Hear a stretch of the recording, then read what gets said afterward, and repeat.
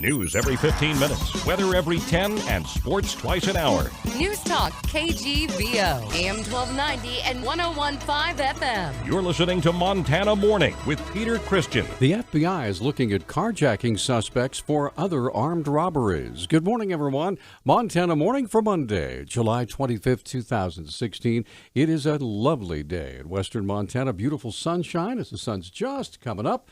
A little bit later every day. Right now it's 54 degrees in Missoula. And our newscast this morning, sponsored by Kootenai Creek Village. They are the maintenance-free active adult community at Stevensville with the best of western Montana living. Call 777-5387. Our top story this morning, FBI agents analyzing cell phone data to determine whether two men accused of carjacking a family and holding them hostage while firing on police committed other armed robberies. A sworn statement by FBI Special Agent Monty Shade attached to a search warrant request says authorities are seeking GPS and cell tower data that could determine the previous locations of Thomas Dempsey and Nick West. Magistrate Judge Jeremiah Lynch signed the bench warrant last week. Dempsey and West are accused of robbing a Missoula casino May 27th. Authorities say they carjacked a family of five outside and forced them to lead police on a chase through the city. The men have pleaded not guilty to the charges. Shade's statement says men fitting their descriptions robbed casinos in Missoula and Stevensville earlier that month. 32-year-old Brett Candelaria was arrested on Thursday morning after allegedly beating, kicking, and strangling his girlfriend to the point of unconsciousness several times. Deputy Missoula County Attorney Celine Kepke asked Judge Lindy Holloway for $50,000 bail. The state's alleging that the defendant punched the victim in the face, kicked her, and strangled her unconscious 4 to 5 times. At the hospital where she was examined, her whole body was covered in bruises with particularly dark bruising around her throat. She also had a large bump on her temple and blood on her mouth. Court documents state the victim told a medical attendant she feared for her life. Kepke told the judge Candelaria was a danger to the victim and to the community as a whole. The defendant's criminal history consists of a few non-violent misdemeanors, but the state believes that the seriousness and brutality of this assault warrant a high bail, as we believe he's extremely violent and a danger to the community. Should he be released, Your Honor, for any reason, we're asking for no contact with Jane Doe, or that he be restrained from the Sleepy Inn, and that he be on GPS monitoring. Judge Holloway agreed and set bail at $50,000. Candelaria's next appearance will be August 4th.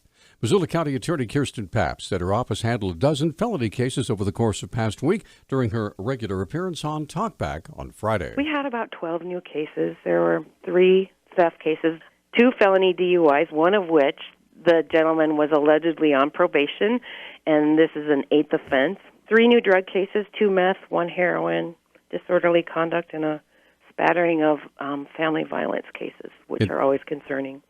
In this case, a man with an 8th DUI sounds surprising. Pabst says the highest number of DUIs she's seen on someone convicted of is well beyond that. I think for a 13th offense. He was extremely indignant and looked at the judge and said, yep, and as soon as I get out of prison, I'm going to do it again, and you better hope you're not standing in front of me.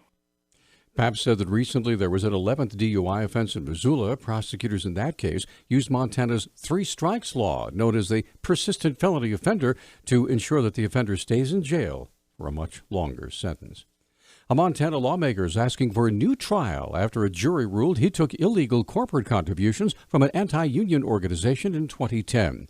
Attorneys for Republican Representative Art Whittick of Bozeman said in their motion Friday the jurors relied on faulty evidence and cost estimates provided by a witness.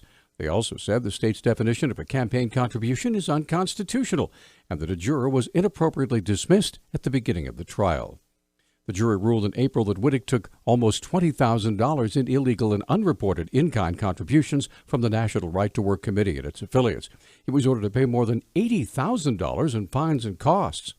Commissioner of Political Practices Jonathan Modell, who led the case against Whittick, said motions for retrial are part of the process and, quote, I'm confident will continue to prevail, end quote.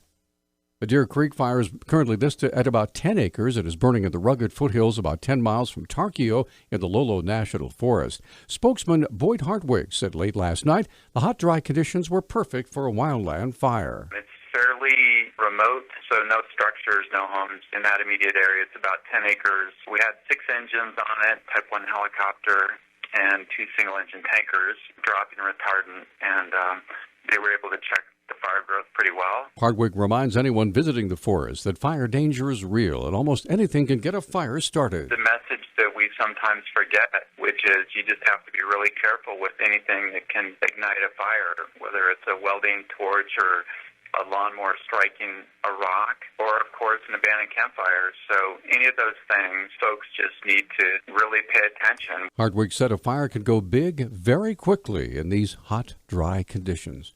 Montana was hit with yet another big fire last Thursday, requiring a Type 3 management team to deploy on Friday. Fire Information Officer Perry Sunram describes how the Blue Lake Fire began. The Blue Lake Fire, which is located between Ennis and Virginia City in the Gravelly Mountains, is confirmed that it was a tree that was struck by lightning. We do have 2 helicopters working, and there was a retardant drop, and so we are getting some support from retardant planes.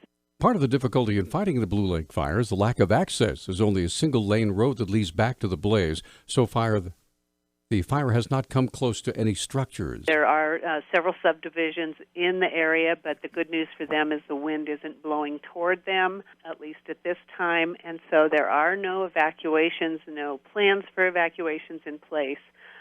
There are a few structures. The Oxalata Lake Cabin, which is near Oxalata Lake.